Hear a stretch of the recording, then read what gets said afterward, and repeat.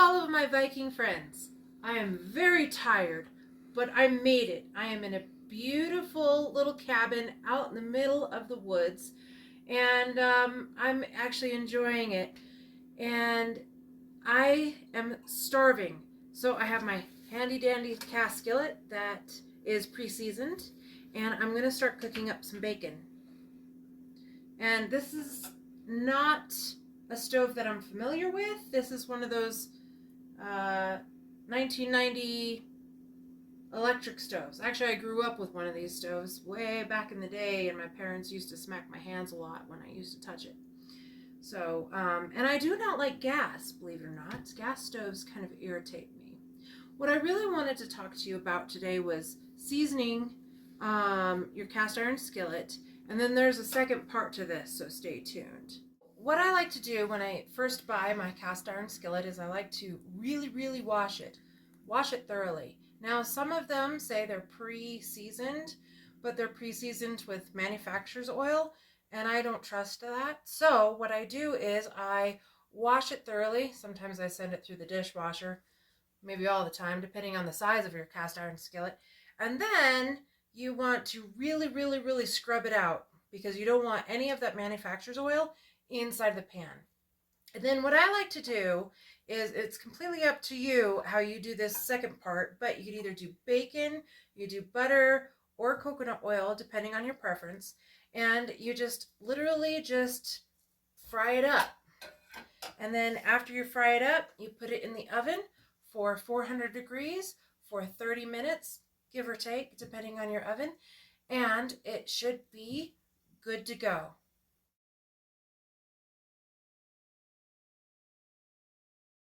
As I'm frying up this bacon, I am going to tell you a little bit of juicy secrets. My significant other and I got into a little bit of an argument. I have been carnivoring for 150 days, give or take a couple of days. And this is what I've been eating. So I have packed pretty much sirloin steaks and hamburger meat and bacon this entire time. On the other hand, he decided that he was going to pack microwave meals. Quick, easy, convenient. And they're not that bad, are they? Well, 28 grams of sugar, if you can see that. I don't know if you can see that or not.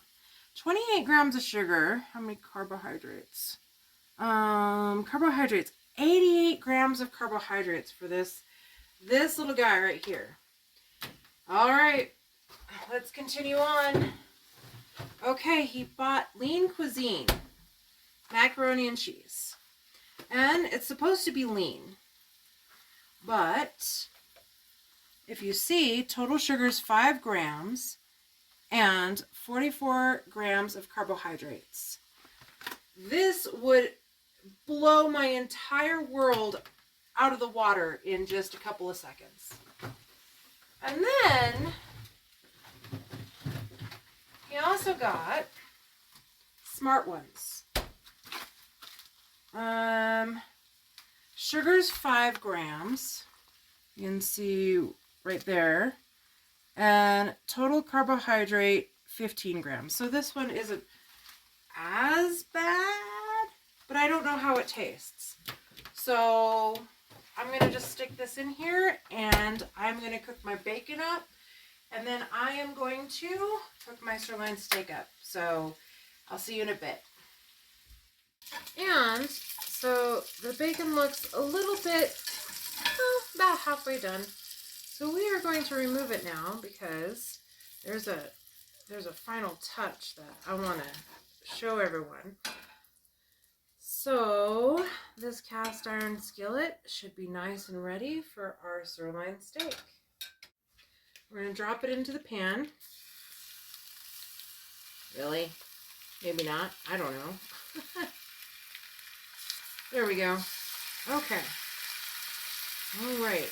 And we're going to let that sear on one side, flip it over, let it sear on the other side, and then I will get back to you in just a minute. I wanted to kind of bring to light a little bit of points of contention. I am the only one in my family who is this strict. There are other people in my family who are kind of ketoing, kind of ketovoring. My son's doing the Viking diet, which is a little bit different than anything. And so it's kind of an interesting paradox, if you want to say. And I just wanted to let you know that you're not alone in this fight, in this battle, because weight loss is a battle. But if you continue down this journey, just know that your loved ones might not support everything that you do. They might be supportive, but this takes time. This takes effort. Eating healthy takes a lot more prep work, a lot more steps. It takes time to put on a sirloin steak and cook bacon rather than just pop something in the microwave. And then, of course, packing it. I had to pack in all of my frozen things in here, but they're not frozen meals. They're piece parts. Like, I had to pack in the actual bacon, and then I had to pack in all of the sirloin steaks that I had. And it takes up a lot of room, a lot of space, a lot of time.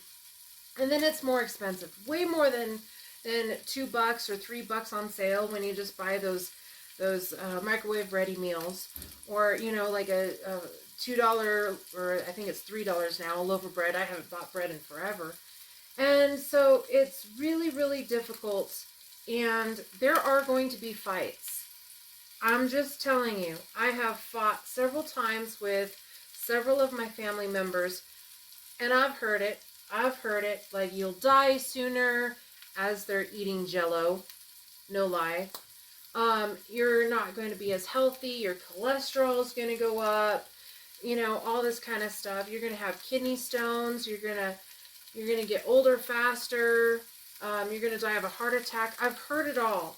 And you are going to have this constant battle with those who are concerned and those who love you, but they're sitting there and they're pounding down the quarter pounders with cheese and fries and a Diet Coke, and they're not concerned about their health, and they're really not concerned about how much weight you're losing, because they're more concerned about what's up with their life at that moment. Eating some French fries with some ketchup is amazing at that moment, and that's what most people are concerned about, believe it or not. So as I'm cooking my dinner, I'm going to have my significant other throw in his dinner in the microwave, and it should be all done all together at the same time, and we can sit down and we can have a leisurely meal. We have agreed, and this might be something for all of your dietary needs, we have agreed, he does his food, he pays for it, he supplies his own food, he preps it, he gets it ready. If he forgets it, that's on him. That's his fault. If I forget my food, that's my fault. I need to buy it, I need to prep it, I need to prepare it. I do my food, he does his food, and then we eat together. And we don't complain about each other's foods. We don't complain about each other's lifestyle. We leave it be. And it's amazing that way. So I just want to show you one more thing before I sign off. What I'm going to do is I am going to put the bacon again on here, like so, and then I'm going to cook the sirloin steak on the bacon, and I'm going to finish it up. So I'm going to just literally, now it would be nice if you kind of spread it out here. Okay, there we go. And then I'm going to turn it up just ever so slightly, and I'm going to finish it just like so. And dinner is served. Fights avoided, everything's great. I have my sirloin steak, he has his food, and everything's great. And I'm going to enjoy mine. So until next time, my friends, Leak a till.